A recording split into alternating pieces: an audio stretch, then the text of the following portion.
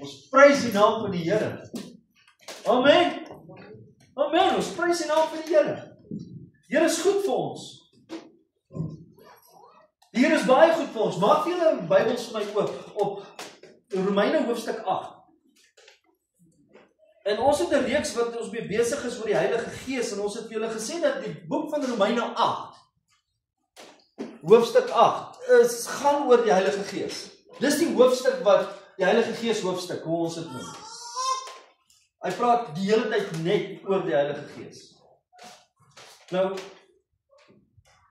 kom ons lees gou die gedeelte saam. Van vers 31 af. 31 tot 39. En ons gaan stap vir stap, gaan ons deur hom beweeg. Maar voordat ons dit gaan doen, wil ek net so 'n paar goed net vir julle uitwys, hoekom apostel Paulus kom, en hy verwys na hierdie gedeelte toe. Wat is die rede? Hoekom verwys hy na spesifiek hierdie gedeelte? In die boek van Romeine. Maar kom ons lees saam 31. Want wat sal ons van hierdie dinge sê? As God vir ons is, wie kan teen ons wees? Hy wat selfs sy eie seun nie gespaar het nie, maar hom vir ons almal gegee het. Hoe sal hy saam met hom ons ook alle genadiglik skenk nie? Wie sal beskuldiging inbring teen die uitverkorenes van God? God is dit wat regverdig maak. Wie is dit wat veroordeel? Christus? Is dit wat gesterf het? Ja, meer nog, wat ook opgewek is, wat ook aan die regterhand van God is, wat ook vir ons intree. En dit is die titel van die boodskap. Wie sal ons skei van die liefde van Christus? Verdrukking? Benoudheid? Vervolging? Honger? Naaktheid? Gevaar? Of swaar? Vers 36. Soos geskrywe is, om U ontwil word ons heeldag gedood. Ons is gereken as slagskape. Maar in al hierdie dinge is ons meer as oorwinners deur hom wie ons liefgehad het. Want ek is verseker dat geen dood of lewe of engele of owerhede of magte of teenwoordige of toekomende dinge of hoogte of diepte of enige ander skepsel ons sal kan skei van die liefde van God, wat deur Christus Jesus ons Here is nie.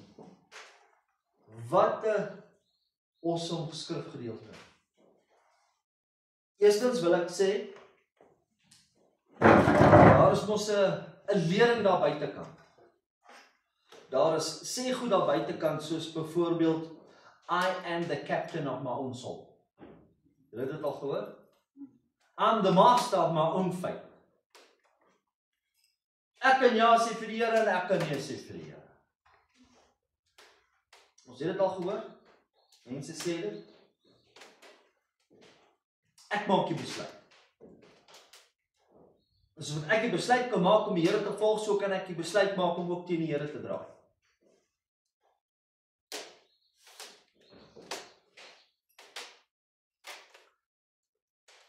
Ek kan kies. Saam die captain. Niemand is oor my aangestel. Nee, ek is self oor my aangestel. Dink 'n bietjie ja. 'n aasvoël. Wat is 'n aasvoël in Engels? 'n vulture. 'n vulture. Okay. 'n aasvoël. Kan 'n aasvoël strawberries eet? Sal hy graag, is dit sy natuur om strawberries te eet? Nee, wat is sy natuur? What is the nature of a vulture? Meat eater, not strawberries. 'n pig? 'n vark? Is sy natuur om in paleise te wil bly? Nee, dis nie sy natuur nie. Ons as sondige mense met 'n sondige natuur, gaan ons die Here wil aanroep? Ons sondige natuur? Dis nie ons natuur nie. Ons wil nie die Heilige Gees hê nie. Ons wil nie God hê nie, want ons is sondig, ons gebore in sonde.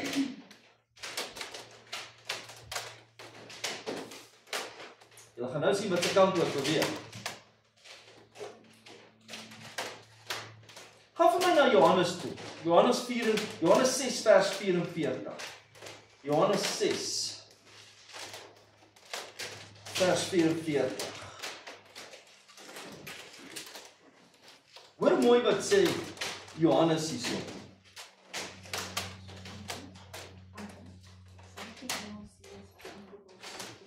Jy kan Engels lees? Lees? Ja? Ja? Let's read English. John chapter 6 verse 44. No one can come to me unless the Father who sent me draws him, and I will raise him up on the last day. Hoor wat sê hy? No one can come to me. He's not saying no one may come to me. Hy sê no one can. Hy vra toestemming. Jy kan nie na my toe kom. En die enigste manier hoe jy na my toe kan kom is die Vader wat my gestuur het, jou na my toe trek. Dis hoe jy kom.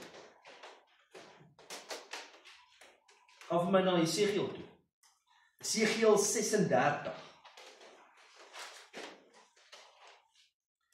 Jesegiel hoofstuk 36. Van vers 26 en 27. Engels lees. Okay. Moreover, I will give you a new heart and put a new spirit within you, and I will remove the heart of stone from your flesh and give you a heart of flesh. I will put my spirit within you and cause you to walk in my statutes, and you will be careful to observe my ordinances. You will be careful to observe my ordinances. Die Afrikaans sê, jy sal die verordeninge onderhou en jy sal dit doen. Maar wie is die een wat die werk doen hierso? Wie is die een wat ons harte verander? Kyk wat sê hy, ek sal dit doen. Ek sal vir julle in julle harte, ek sal vir julle 'n nuwe hart gee. Ek sal vir julle 'n hart gee in die binneste. Ek gaan die hart van klip uithaal en ek gaan vir julle 'n hart van vlees gee. Ek sal die gees, vers 27, ek sal my gees in julle binneste sit. My gees vir julle gee. Om wat te doen? Om sy onderset te onderhou, onder die gehoorsaamheid van die woord te kom, om te doen wat hy sê. Om te doen wat hy sê. So, 'n nuwe hart het nou 'n nuwe krag. En wat die predikers gewoonlik doen, is hulle gebruik 'n radio as 'n voorbeeld. If the radio is not plugged in the power source, the radio will not come on. Right? Hy sal mos nie aangaan nie. It needs power, it needs to be plugged in. Nou, ons kragpunt is Christus, is die Heilige Gees in ons. Die Vader gee vir ons 'n nuwe hart, maar die Heilige Gees hou ons daar. Hy verander ons. Hy laat ons alles onderhou. En nou dat ons hierdie nuwe hart het ek nou 'n nuwe wil, nuwe emosies. Dis nie meer my wil nie. Hierdie sondige wil, wat ek wil sonde doen. Nee. Dis nou Christus se wil. Alles het nuut geword. Al die ou dinge het verbygegaan. Alles het nuut geword. Nie net sekere goed in ons lewe nie. Alles het nuut geword. En wanneer ons dan in hierdie plek kom, dan wil ons kom met 'n regte aanbidding, met 'n ware aanbidding. Ons wil dan kom met die aanbidding waar ons dan kom in gees en in waarheid om God te aanbid. Ons kom met die regte aanbidding. En daar is soveel mense vandag wat nie verstaan wat ware aanbidding is nie. Wie aanbid ons? God. Wanneer ons die woord God gebruik, praat ons van die drie eenheid. God die Vader, God die Seun God die Heilige Gees. Reg? So ons aanbid God, hulle is 3 maar 1. En wanneer ons kom met hierdie aanbidding, praat hy van om al 3 te aanbid. Want hulle is die 3 eenheid. En vir ons is dit snaaks om te hoor, maar kan ek die Heilige Gees aanbid? Mag ek? Wie sê? Waar verstaan ek ken? Wel, die Bybel kom hierso in Openbaring, en dis hoekom ek begin het daai tyd met die reeks van Openbaring van aanbidding. Dit is die beste boek van aanbidding, wat vir ons wys na aanbidding. Openbaring gaan, maar gaan vir my na vers 2, hoofstuk 22. Openbaring. En hier kom hy, en hy kom eintlik met 'n bevel. En ons sien dit reg hier in die Bybel. Ons sien dit in Genesis, Deuteronomium, sien dit in Psalms, ons sien dit in Spreuke, ons sien dit in Hooglied. Ons sien dit reg deur die Bybel waar God kom met 'n bevel en hy sê aanbid God. Die laaste 2 woorde in vers 9. Aanbid God. Nou wanneer hy hier praat van aanbid God, praat hy van Vader, Seun en Gees. Dis wie ons aanbid. Vader, Seun en Gees. En ons glad nie vir ons, as wedergebore kinders van die Here, wynand iets niets nie. Ons is as kerk as deel van die liggaam. Dit is wat ons doen. Ons aanbid God. En regdeur is dit hierdie bevel. Gaan vir my na Johannes toe. Johannes hoofstuk 4. En dit is een van die redes hoekom wynand vir ons die diep studie gee van Johannes. Hoor wat sê Johannes vir ons hierso in hoofstuk 4 van vers 23 en vers 24. Vers 23 en vers 24.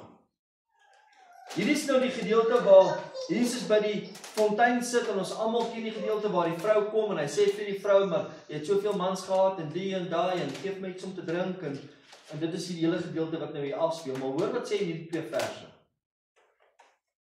Engels? But an hour is coming, and now is, when the true worshippers will worship the Father in spirit and truth. For such people, the Father seeks to be his worshippers. God is spirit, and those who worship him must worship in spirit and truth. So wat sê hy? God is wat? God is Gees. En God soek die ware aanbidders wat hom in gees, God is Gees, en in waarheid aanbid. Die 3 eenheid. God die Vader, God die Seun, God die Heilige Gees. Die woord is die waarheid, Christus is die waarheid. God is Gees. Ons sien ook in Filippense 3 vers 3. Kom ons gaan na Filippense 4 vers 3. Filippense 3 vers 3, sorry. Hoor wat sê Apostel Paulus hier vir die kerk van Filippe. Die wat nou besny is, wie se harte besny is deur die woord, deur die evangelie. Hoor wat sê hy hierso. Engels? For we are the true circumcision, who worship in the Spirit of God and glory in Christ Jesus, and put no confidence in the flesh. Ons het geen roem in ons vlees nie. Want hoekom? Ek het gesterf tot die vlees. Ek het gesterf tot sonde. So ek sal glad nie in die vlees roem, want ek het 'n besluit gemaak nie. Nee. Of ek kan die, I'm not the captain of my own soul. Hy sê in Afrikaans, want ons is besny, die besnydenis, wat God in gees dien, en in Christus Jesus roem, en nie op die vlees vertrou nie. As ons op die vlees gaan moet vertrou, het ons 'n probleem. So daarom is ek en jy vanoggend hier. Ons is hier vanoggend om hierdie tafel, hierdie nagmaaltafel, die communion tafel, oor die werk wat Christus vir my en vir jou gedoen het. En ons het geen deel daarin. Christus het dit gedoen. Dis die tafel wat ons herdenk vanoggend. Nie 'n dominasie nie. Hierdie is 'n dominasie, nee. Hierdie is tafel van gelowiges. Wat Christus vir my en vir jou gedoen het. Maar niks kan ons skei van hierdie liefde. Niks nie. En wanneer die Bybel dan praat van ons moet hom aanbid, praat hy nie van jy moet die Vader aanbid, maar ek weet nie so mooi van die Heilige Gees nie. Of jy kan die Vader en die Seun aanbid. So moenie eintlik regtig na die Heilige Gees aanbid nie, want die Heilige Gees verwys net na Jesus toe. En vat al die aanbidding en gee dit vir Jesus. Ja. Die Heilige Gees verwys na Jesus toe. Maar dit maak die Heilige Gees nie minder God nie. Hy is God. Dit vat nie sy godheid weg nie. Hy is God. Ons aanbid nie een meer as die ander een. Want ons aanbid God, die drie eenheid. En dus kom ons as 'n gemeente glo, wedergebore kinders van die Here glo aan die drie eenheid. Ons aanbid Vader, Seun en Gees. Die Bybel sê nie vir my en vir jou dat die Heilige Gees sê vir ons moenie meer aanbid nie. Nergens in die Bybel staan dit nie. Inteendeel sê hy vir ons aanbid my. Aanbid my. Ons het die gedeelte gesien van Openbaring en ons het Openbaring hoofstuk 4 het ons redelik deurgetrap, ordentlik. Ek wil net recap van wat ons gesê het van Openbaring hoofstuk 4. Sien julle hoekom Openbaring net al geskei word van die res van die evangelie? Hy sê hierso in vers, ek gaan dit sommer lees gou in Engels. Ag jy weet in Afrikaans. Openbaring hoofstuk 4 van vers 9 en vers 8. Hoor wat sê hierso. En hy verwys ook na Jesaja toe. Jesaja hoofstuk 6 sê dieselfde ding. En vir die vier lewende wesens het elkeen vir hom 6 vlerke gehad en hulle was rondom en binne vol oë. En hulle het sonder ophou dag en nag gesê. Hier is die getal 3 weer. Nou sien ons die 3 die hele tyd weer hierso afspeel wat ons ernstig oor gesels het, hoekom die getal 3. Hoor wat sê hy? Heilig, heilig, heilig. 3 keer. Heilig God die Vader, heilig God die Seun, heilig God die Heilige Gees. Hulle is heilig. Nou kom hy weer met die 3.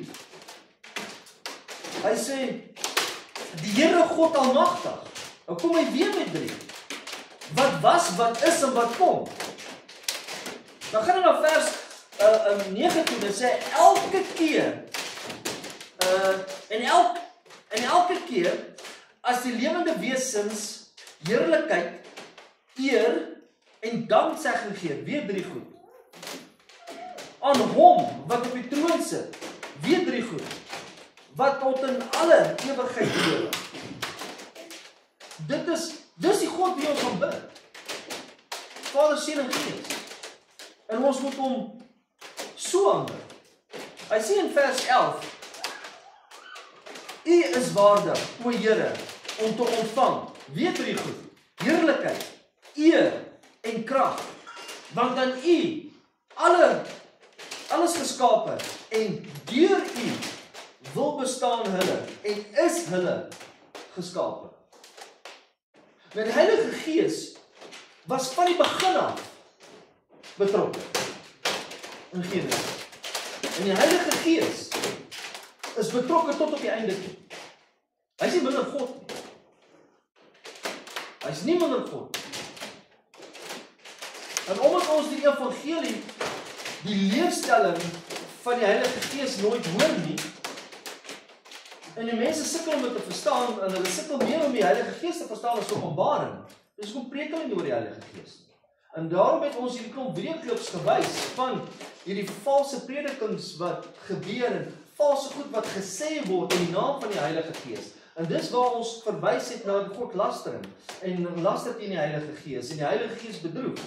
Want die moderne bedroef en laster teen die Heilige Gees, soos ek vir julle gewys het, is al hierdie goed wat vandag in die kerk gebeur, doen ons in die naam van die Here. In die Bybelse tyd het hulle Jesus beskuldig, die rede hoekom hy hierdie wonderwerke doen, is as gevolg van Beelzebub, as Satan. Vandag sê ons nie dit nie, vandag sê ons nee, al hierdie bose goed wat vandag gebeur, is die Heilige Gees. Die moderne laster teen hom. Wat die Heilige Gees nooit doen. Hy is God. Hy is nie 'n genie. Stap nie vingers en dan spring hy nie. Hy is God, hy is heilig, hy is soewerein. Maar wanneer ons praat van om die Heilige Gees te aanbid, klink dit vir mense snaaks.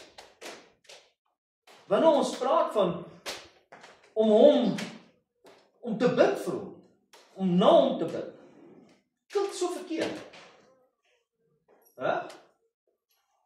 En mense sal sê dat ja, Montana,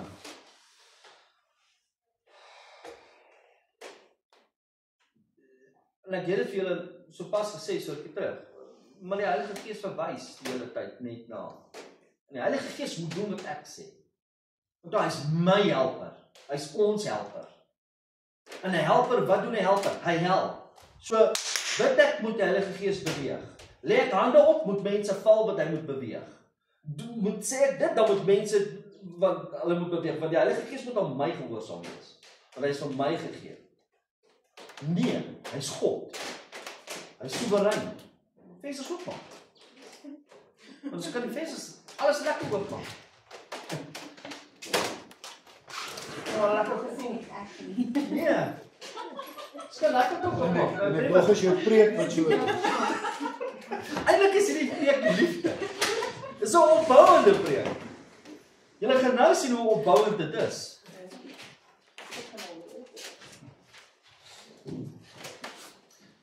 God moet aanbid word.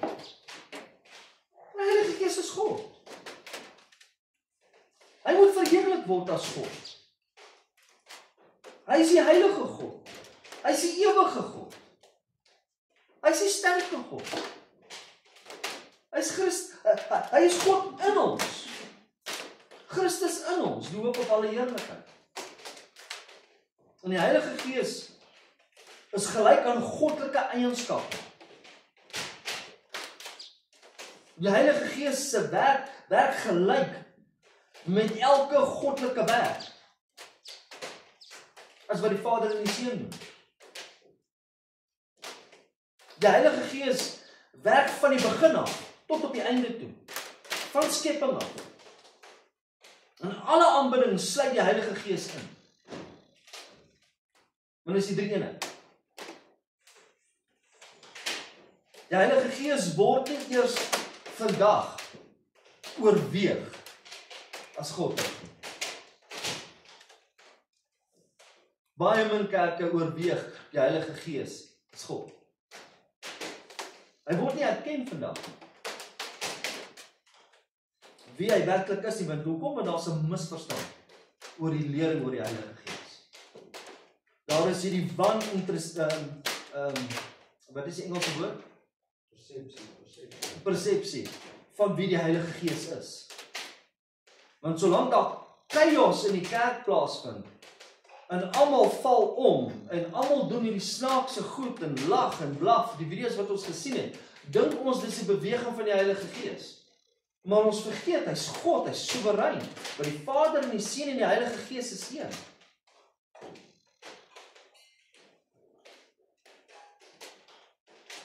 Die Heilige Gees word beledig in die dienste. Die Heilige Gees word teen hom gelaster. En dit is vir my verskriklik snaaks. Dis regtig vir my verskriklik snaaks. Dat al ons TV, ons beroemde TV-predikers, veral wat nou plaasvind in Suid-Afrika oor die CRL. Ons weet wat die CRL is, ons het so liggies daaroor gepraat. Dat ons moet onder die government kom en die wet, en jy weet, jy moet geregistreerd wees en al die goed. En dit is vir my verskriklik snaaks, dat almal hardloop, Pretoria toe om 'n optog te gaan hou, omdat ons kerk aangeval word. Maar niemand maak 'n behaal wanneer die Heilige Gees gelaster word in die kerk. Niemand staan op en sê, dis genoeg, is nou genoeg. Jy is besig om te laster teen die Gees van God. Jy sien, ons is vinnig om daardie bote aan te vat oor 'n datum wat hy verkeerd het, wat 'n valse prediker is, en ons is baie vinnig om vingers te wys na daardie bote toe, maar ek myself in my eie gemeente laat goed toe, en sê dis die Heilige Gees, maar jy laster, maar daar bly ons stil. Jy is net so skuldig soos wat hy is, die ouens wat hom uitgehaal het. Tel die eerste klip op. Tel die eerste klip op, as jy mense wil aanvat.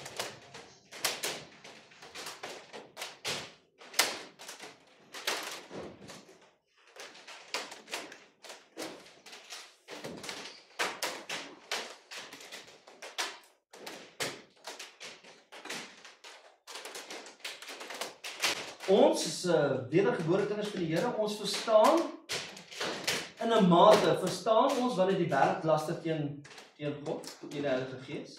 Ons verstaan as vals predikers laster teen die Heilige Gees, nee, in 'n mate. Maar ons is wedergebore kinders van die Here. Ons wat vanoggend hier sit, en almal wat kan sê, Christus in my, ek is 'n wedergebore kind van die Here, ons sal nie laster. Net die Heilige Gees, net jou God. Nee. En ek gaan julle uit die skrif uitwys hoekom. Ons bedroef die Heilige Gees. Ons laster nie die Heilige Gees.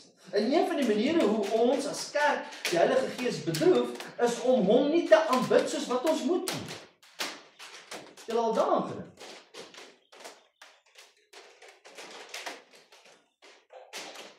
Kyk, luister nou hierna. God die Vader initieer. Hy initieer die verlossing. Hy gee ons 'n seun. Die seun kom, hy bekragtig, hy demonstreer die verlossing. He became no sin, who knew no sin. Die Heilige Gees kom, hy aktiveer dit, hy volbring dit, hierdie verlossende werk binne in ons. Al drie. God, al drie werk saam. Is nog 'n voorbeeld. Die Heilige Gees wederbaar ons. Hy verseker ons van ons aanneming as seuns en dogters. Die Heilige Gees kom en hy woon in ons. Hy doop ons. Hy gee ons die geestelike gawes. Hy versterk ons. Hy vertroos ons. Hy lei ons. Die Heilige Gees plaas die lig op die woord van God. Hy verseker ons van ons redding, van ons verlossing. Hy verseker ons van ons ewige lewe saam met Christus. En die grootste belediging wat ons kan doen as kinders van die Here, die grootste belediging wat vandag gebeur in die apostoliese kerke en binne die charismatiese kerke, die grootste lastering wat kan gebeur, belediging wat kan gebeur, as predikers opstaan en sê, jy kan jou redding verloor. Regtig? Die Heilige Gees wat my seël, wat my beskerm, ek is in die Vader, die Seun en die Gees, en die erfdeel wat vir my gegee is, en die Heilige Gees wat hierdie erfdeel beskerm, ek is sterker as die Heilige Gees. Ek kan vir die Heilige Gees onderaan sê, maar my krag as vlees, wat ons gelees het, ek is nie meer in die vlees nie, ek is nou in die Gees onderdag, maar ek kan nog steeds sterker as God, en ek kan besluit, my eie wil, nee, jy het nie meer wil nie, alles het diep geword, jou vleeslike wil is nie meer daar nie, jy is nou in Christus, en dis die argument wat apostel Paulus hierso maak in Romeine hoofstuk 8, hy sê, julle kom en julle sê, julle kan julle redding verloor, maar kom ek wys vir julle in vers 31 tot 39, jy kan nie, en hy maak hierdie argument met die kerk, maar voordat hy soontoe gaan, en voordat ons nou stap vir stap deur hierdie gedeelte gaan, nee, hoe Christus ons veilig hou, Hoe die Heilige Gees ons veilig hou in ons redding. En die rede hoekom prediker sê, kan jou redding verloor, it's an oxymoron. Want ek red my redding bepaal. Nee, jy het nie. Die krag van die Gees van God het jou die vermoë gegee om te kan uitroep na die Here toe. Jy het dit nie self gedoen nie. Want jy kan nie, want jy is in 'n sondige natuur. Omdat ons redding nie verstaan nie, verstaan ons ook nie die hou in ons redding nie. Wat die Heilige Gees doen nie. En dis hoekom predikers kan opstaan en sê, maar jy kan jou redding verloor. Nee, jy kan nie. Jy kan. Want jy is gered, dis 'n geskenk. God gee nie geskenk en vat hom weg nie. Hy's nie mens nie, hy's nie jy nie, hy's nie ek nie. Hy's God, hy's soewerein. En hy praat van 'n ewige geskenk, nie 'n halwe geskenk nie. Ewige geskenk. Kom ons gaan Efesiërs toe. Kom ek wys dit vir julle uit die Bybel. Ek gaan nie vir julle die woord gaan vir julle gee. Efesiërs hoofstuk 1. Nou, volgende week se boodskap gaan ons praat oor Efesiërs hoofstuk 2. Ek gaan nie nou soontoe gaan nie, ek gaan nie daarna verwys nie, dis volgende week se. Okay, dan gaan vir julle 7 punte volgende week wys wat terugverwys na hierdie ene toe, uit hoofstuk 2 uit. Maar kom ons gaan na hoofstuk 1 toe. Dan gaan ons na vers 13 toe. Vers 13, lees op ons in Engels.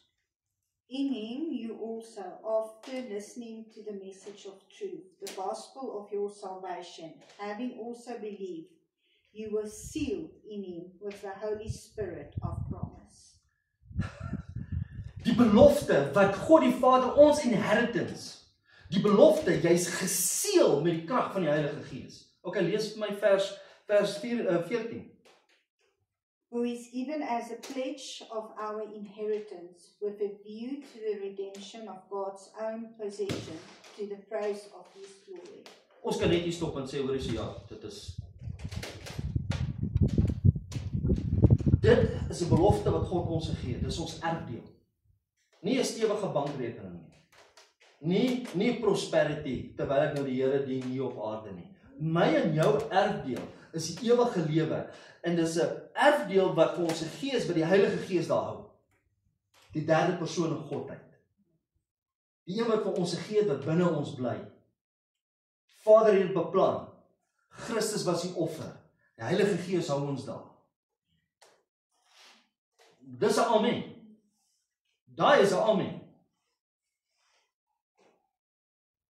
En dit is vir my, soos ek gesê het, verskriklik hartseer wanneer ons dan sien, mense raak hierdie goed kwyt. Hy is die Gees van die belofte. En die belofte wat God vir ons gegee het in die 3 eenheid. Ons erfdeel. OK. Dis nou apostel Paulus wat dit gesê. Kom ons gaan na Petrus toe. Kom ons hoor wat sê Petrus hiervan. Waar 1 of 2 getuienis is. 1 Petrus hoofstuk 1. 1 Petrus hoofstuk 1.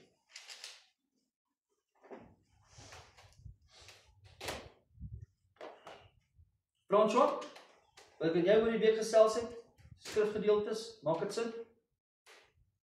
OK, kom ons gaan na 1 Petrus hoofstuk 1 van vers 3, 4 en 5. Ek gaan vir jou in Afrikaans lees. Geseënd is die God en Vader van ons Here Jesus Christus, wat ons in sy groote barmhartigheid ons die wedergeboorte geskenk het tot 'n lewende hoop deur die opstanding van Jesus Christus uit die dode. Kom ons hou net daar vas. Barmhartigheid. Wat beteken barmhartigheid? In die Engels, unkable for you, for a Scotchman, it is mercy. How do you pronounce mercy in Scottish language? Mercy. Mercy, okay. Mercy. Nou mercy beteken, hoor wat beteken mercy? The compassionate, undeserved kindness and action to relieve suffering, which includes forgiving those who are in need, withholding punishment, healing and comforting. It is both a divine attribute of God. It's an attribute of God. En hy het hierdie barmhartigheid, hierdie wedergeboorte wat geskenk is vir ons. Dan kom hy in vers 4, dan sê hy, so dat, hierdie geskenk wat hy ons gegee het, hierdie wedergebore, kom hy in vers 4, nou gaan hy in vers 4 vir ons nog dieper verduidelik. Nou sê hy, sodat ons onverganklike redding het. Onverganklike, onbesmette en onverwelklike. Wat beteken die woord verwelklike? Fading away. It cannot fade away. Hy kan nie weggaan nie. Hy kan nie verdwaai nie. Hierdie is opbouend vir ons. Fading away. Die onerflike erfenis van kan verkry. Wat in die hemele bewaar is vir ons. Luister nou hoe bewaar hy dit vir ons. Want in die krag van God bewaar word. Nou wie is God? Ons het nou hoeveel keer gesê wie is God? God die Vader, God die Seun en God die Heilige Gees. So God die Heilige Gees, God, bewaar ons veilig in ons redding. In sy krag. Nie in jou krag nie. Nie jou wil nie. Sy krag gaan hy jou daar veilig hou. Sê ek ons gaan nooit sondig nie, nee. Ons almal sondig en val kort in die heerlikheid van God, maar ons gaan nie teen God draai nie. En wanneer ons wel sondig, gaan ons vinnig na die Here toe hardloop vir vergifnis. Hoekom? Want my verlossing is in hom, dis daar, dis geseël, it's done.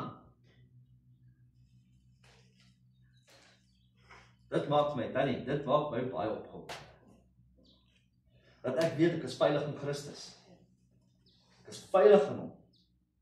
So die Heilige Gees is die onverganklike, onbesmette, onverwelklike eerste vrug erfenis tot op die einde toe. God hou ons daar. Veilig. En die Heilige Gees kom weer in die boek van Romeine hoofstuk 8, kom die Heilige Gees en hy tree vir ons in.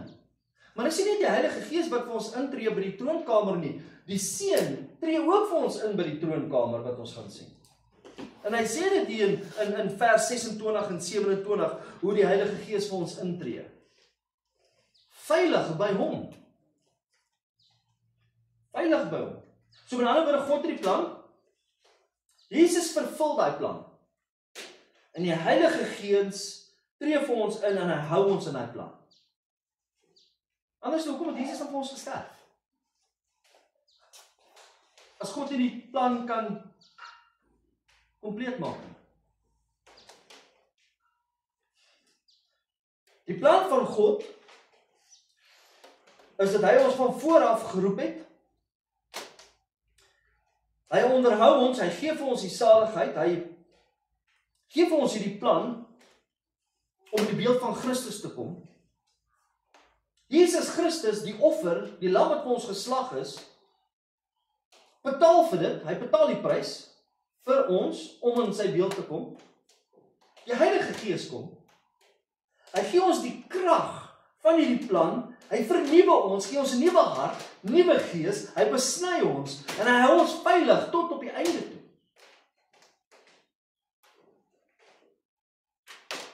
Ons is veilig in die Vader se plan. Hoekom? Want die Vader voer die plan uit. Ons is veilig in Christus die Seun se voorsiening. Hoekom? Want hy betaal die volle prys.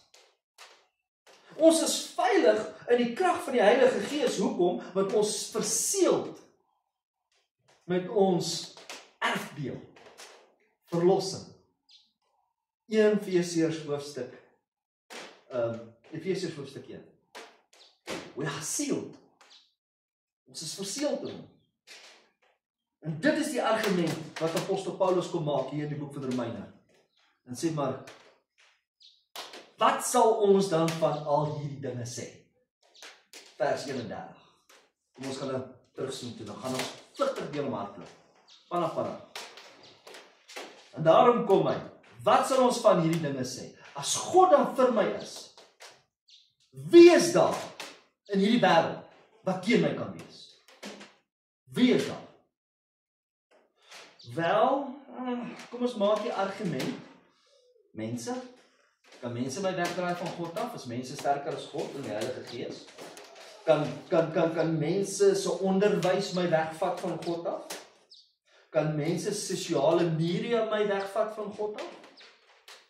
Kan mense se godsdienstige tradisies wat hulle inbring my wegvat van God af? Kan mens enigiets doen om ons weg te vat van God af? En die antwoord is nee. Okay, maar as die mens dit dan nie kan doen nie. Wat van die Vader? Kan God die Vader sy rug draai teen ons? Kom ons gaan vers 32. Vers 32 sê vir ons, hy wat self sy eie seun nie gespaar het nie, maar hom vir ons almal oorgegee het, hoe sal hy nie saam met hom ons ook alle genadiglik skenk nie? Die een wat vir ons sy seun die beste gegee het, sy liefde gegee het, en nou ewesklik sal hy omdraai en sê, maar nee, nou wil ek jy nie meer hê nie, dit is nie meer vir jou nie, dit is vir ander. Sal God dit doen? Sal God dan oorsaak wees dat ons hom moet los? Nee. Okay, maar as dit dan nie God is nie. Johannes hoofstuk 3 vers 16, dus want so lief het God die wêreld gehad was. Okay, as dit dan nie God is nie. Wie dan? Wie kan ons dan kyk? Ek weet dit. Die duiwel? Die aanklaer?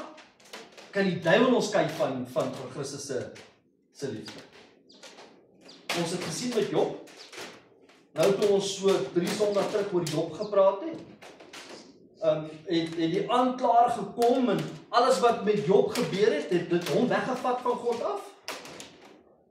Paulus, Petrus, die vroeë kerk, en hulle almal omgedraai en gesê, nee, nie meer Christus nie, toe hulle vervolg word en geslaan word en vir die dood geloof, nee. Okay. Joshua, in die boek van Jesaja, in die boek van Sagaria, toe die aanklaer gekom het en gesê, maar Joshua het 'n vuil kleed, en die Heer sê, ek val die vuil kleed af, ek gee vir hom 'n nuwe kleed. Ek is iemand om daar. Kon die Satan dit doen by Joshua? By Job? Okay. Gaan vir my na weer Openbaring toe. Dis hoekom Openbaring so 'n lieflike opbouende boek is. Openbaring hoofstuk 12. Openbaring hoofstuk 12. Vers 10 en vers 11. Gaan jy vir ons in Engels lees? Okay. Then I heard a loud voice in heaven saying, now the salvation and power and the kingdom of our God and the authority of his Christ have come. For the accuser of our brethren has been thrown down, he who accuses them before our God day and night. And they overcame him because of the blood of the Lamb and because of the word of their testimony, and they did not love their life, even when faced with death. Die lewe wat ons eens op tyd lief het ons nie meer lief nie. Die sondige lewe wat ons lief gehad, nee. Want ek leef nie meer nie, ek leef nou vir Christus. So as jy jou lewe lief het, maar as jy jou lewe haat, en jy het jou lewe nie lief nie, en jy lê hom neer, en jy sterf tot self, dan sal hy vir ons 'n ander lewe gee. Hierdie vyand, die accuser of the brethren, were cast down. And we, die kinders van die Here, die wedergebore kinders van die Here, overcame. Ons oorwinning. Nie eens hy kan ons wegvat. Okay, alright. As hy ons nie kan wegvat, kom ons gaan nou terug na Romeine 8 toe. Romeine 8, vers 33. Ons in vers 32 doen, kom ons kyk op vers 33. Wie sal beskuldigings inbring teen die uitverkorenes van God? God is dit wat regverdig maak. Dis die argument wat hy doen. Hy sê wie? Wie gaan beskuldigings bring teen die kinders van die Here? Nie 'n Satan gaan kan. Niemand. Okay. As dit dan nou nie mense is nie, God die Vader het ons die beste gegee, dis nie God die Vader nie. Dis ook nie die Heilige Gees, maar die Heilige Gees hou ons verseël in hom. Hy sal nooit toelaat dat jy weggaan nie, want ons is verseël in hom.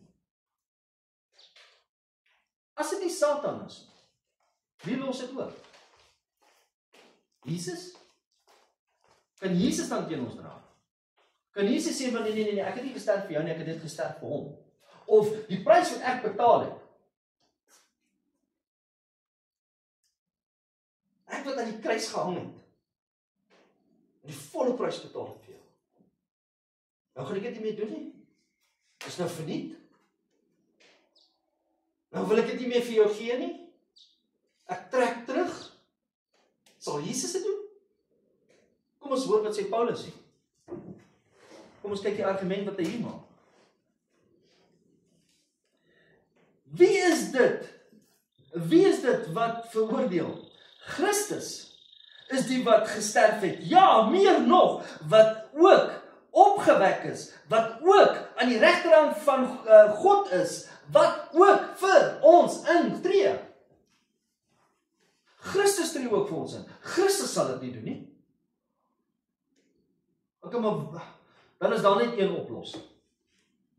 En dit is die argument wat vandag se predikers doen. Wanneer hulle praat oor jy kan jou redding verloor. Dan moet dit ek wees. Dan moet ek die besluit kan maak. Jy wat veilig is, geseëld is in Christus, is jy sterker as die Heilige Gees? Wat sê Heilige Gees, jy kan my nie meer vashou nie, jy gaan my daar kan hou nie. Die bloed van Christus was sterk genoeg om vir my sondes te stop. Jy weet my sondes weg te was. Die Heilige Gees is sterk genoeg om as ek bid dat siekes moet gesond word. Heilige Gees, jy is sterk genoeg om mense te doop in tale of in gawes, maar my verlossing, nee, is nie sterk genoeg om my daar te hou. Nee, ek kan my eie keuse maak. Ek kan my eie besluit.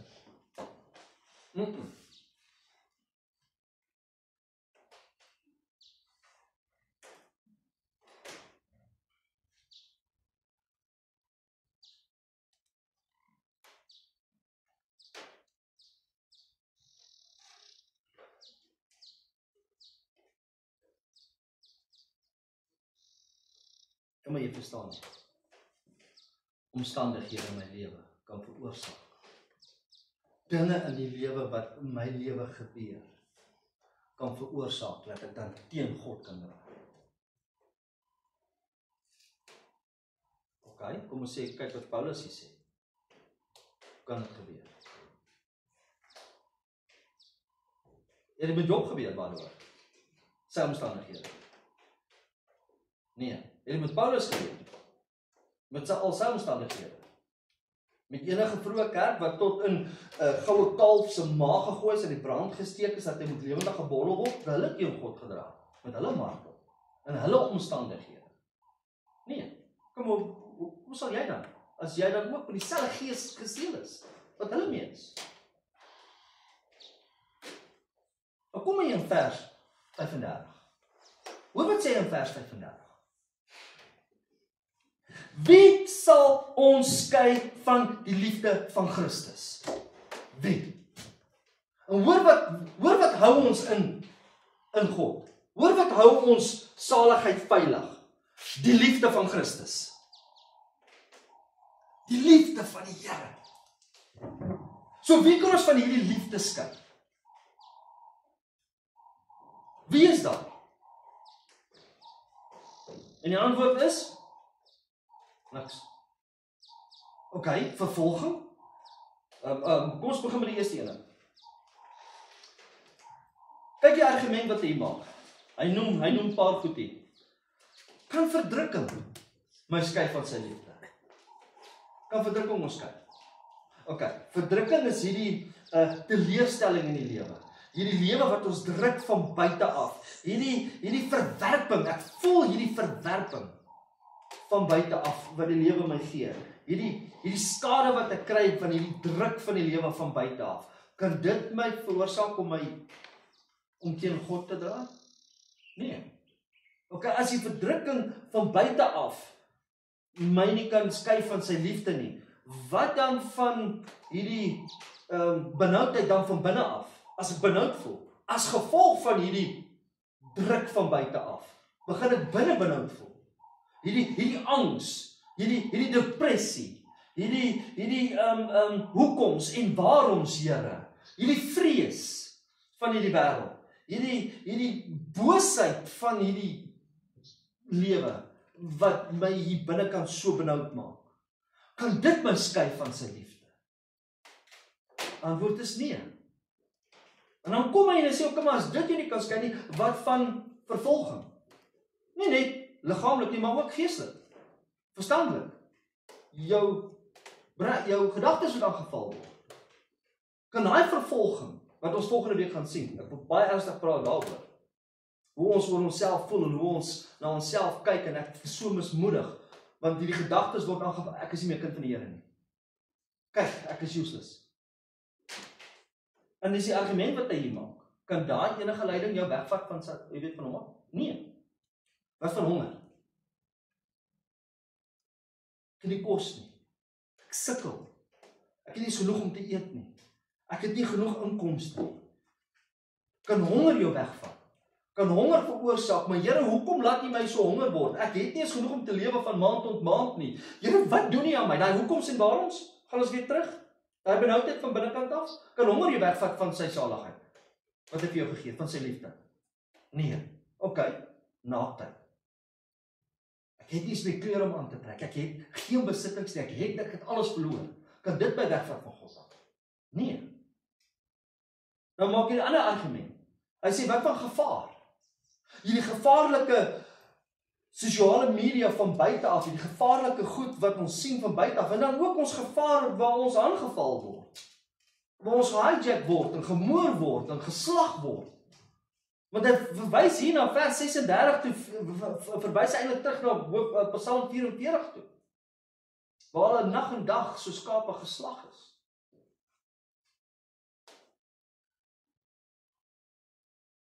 En nadat jy aangeval word en jy's in hierdie gevaar, kom hy eintlik en hy kom hier by die laaste ene en hy sê, selfs die dood, die swaard. Kan die swaard jou wegvat van my af. Van my liefde af. Ek wat jou so lief het, wat die prys betaal het. Sal dit my wegvat?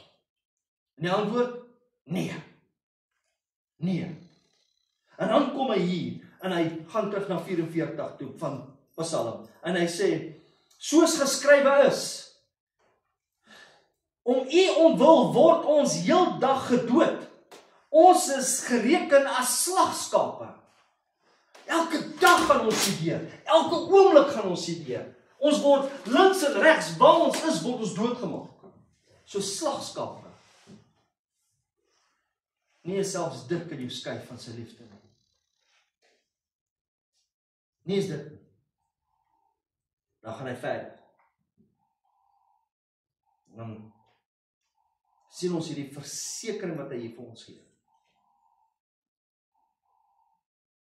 Maar, ek wil gou terug na vers 35 toe. Wie sal ons skei van die liefde van? Christus.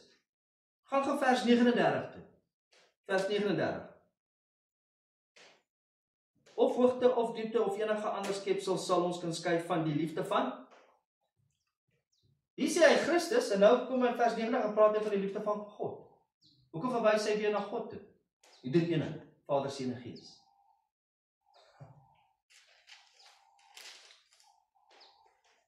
Vers 37. Maar in al hierdie dinge is ons meer as verloorders. Ons is meer as oorwinnaars. Hoekom? Deur hom wat ons lief gehad het. En hoekom het hy ons lief? Hoekom het ek Christus lief? Hoekom sal ek nooit nee sê of teen hom draai op wat hy my eerste lief? En hy hou my in hy liefde. En dis die tafel voor die aangesig van ons teenstander. Veilig in Christus. Die prys wat hy betaal het. Veilig. Nee, oeps, oh, I've done it again. Van die liedjie wat hulle so sing nie. Menig kere val ons in die ark. Menig kere het Noag in die ark geval, maar nooit uit die ark geval. God het die deur geseël. Noag veilig binnekant. Ons is veilig in Christus. Dit sê nie dat ons nooit gaan val en struikel nie. Maar wanneer ons val en struikel, het ons het 'n koning waarop ons kan hardloop, ons het 'n Christus. En dan het ons die Heilige Gees wat ons vashou in hierdie liefde. Wat sê, jy's myne man. Al het jy hoeveel keer geval. Jy's myne. Ek het die prys betaal. Ek hou jou in my liefde. Vers 35. Ek hou jou vas daar. Maar Here, ek voel nie so vas ek. Laat gaan mee. Is okay, ek is met jou. Want jy is meer as oorwinnaar. Ek gee jou die liefde. Jy is meer as oorwinnaar. Ek was eendag, in my lewe was ek op die laagste punt in my lewe. Ek praat van laag. En duidelik in my hart voel ek. Ek het nie stemmetjies gehoor nie. Duidelik in my hart gevoel. En wat opgekom het in my gedagte. Al het ek net jou geskep, het ek nog steeds my seun gegee om vir jou te sterf. Jy is myne.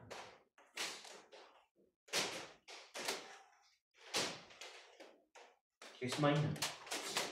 En dan kom hy hier. Wynand, sê lief maar hy bietjie. Opsit asseblief saggies. Dan kom hy hier. Hoor nou wat sê hy hierso. Dan gaan hy verder. Dan sê hy, want ek is verseker. Wat is verseker in Engels? Assured. I'm assured of this. Ek is verseker van hierdie liefde. Ek is verseker ek is veilig in hom. Ek is verseker niks gaan my skei van sy liefde nie. Ek is verseker van dit. Dan sê hy, dat geen dood, of lewe, of engele, of owerhede, toekomstige dinge, teenwoordige dinge, hoogtes, in die hemele, dieptes onder die aarde, engele, niks, daar's niks wat jou kan skei van my liefde nie. Niks. Hoe kan ons dan vir ons geliefdes broers en susters sê, jy gaan jou redding verloor? As ek veilig is in hom. Ek glo die woord, ek glo nie in mens. Ek verkies om hierdie woord te glo vandag, om te sê, Here, ek stikken, ek is 'n sondaar, ek val, wat dankie dat U my gered het, nie ek nie. Ek het geen deel daaraan nie. As ek deel daaraan gehad het, sou ek nie gewees het nie. Maar U het my gekies. U het my verlos. U het my gered. En dankie dat U my ook daar hou. Want ek het myself daar hou nie. Ek is 'n mens, ek is vlees. Want ek sal opdraai en ek sal wegloop. Maar dankie dat U krag my in daai redding hou. En daai liefde hou. Ten spyte van my gebrokenis. Ten spyte van my wat stikkend is. Kom ek. Kom ek met dit sukkel. Kom. Dis myne, die prys betaal. Dis die tafel wat ons vier. Dis wat ons herdenk vanoggend hier. Die werk wat hy gedoen het, nie die werk wat jy gedoen het nie. Ja, maar wat dan van die gedeelte van Romeine 10 vers 9, as ek met my mond bely in die Here, God gee jou tot die krag, die Heilige Gees gee jou tot die krag om dit te kan bely. Want dis sy werk, sodat jy nie kan roem in die vlees, sodat God verheerlik kan word. Sy werk wat hy doen, is 'n werk wat hy jou hou in dit, veilig.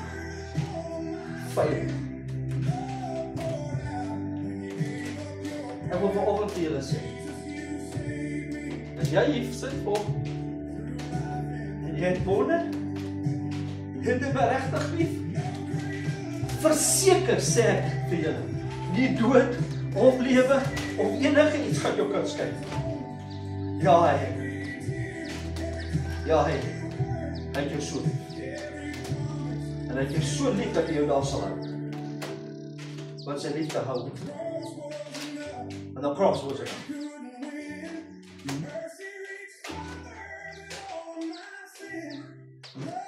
When sin abounds, grace abounds even.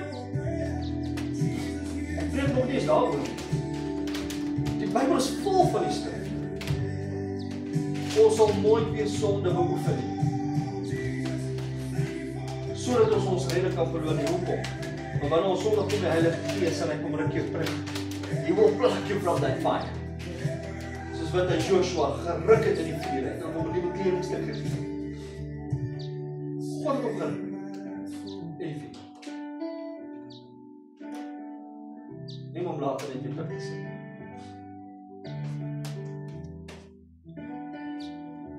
Ons kom na hierdie tafel toe vanoggend. En ons sit by hierdie tafel. Ek kan maar nog speel by dan. Ons kom vanoggend na hierdie tafel toe. Dis sy bloed. Sy liggaam wat vir my en jou gebreek is. Om ons veilig kan wees in hom.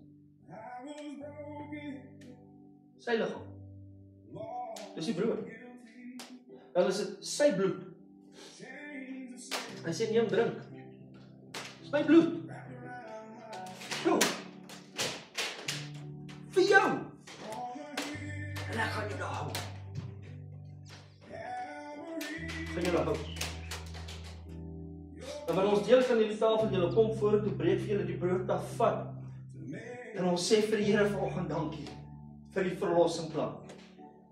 Dankie Vader vir die plan, die Here wat U het uitgevoer, Heilige Gees wat U ons veilig daar hou. En ons neem dit vanoggend en ons na gedagtenis wat U vir ons gedoen het, weet ek is veilig. Ek is verseker, ek is in U. Al voel dit nie partykeer so. Verkies ek om nie op my gevoelens te gaan, maar op die boot. Ek staan op die boot. Kom voor.